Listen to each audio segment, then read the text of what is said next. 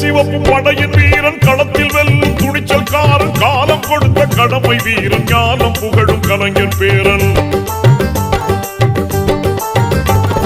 கருப்பு சிவப்பு படையின் வீரன் களத்தில் வெல்லும் துணிச்சல்காரன் காலம் கொடுத்த கடமை வீரன் ஞானம் புகழும் கலைஞர் பேரன் திருக்குவளையின் வழியில் வந்த தமிழ் குருதி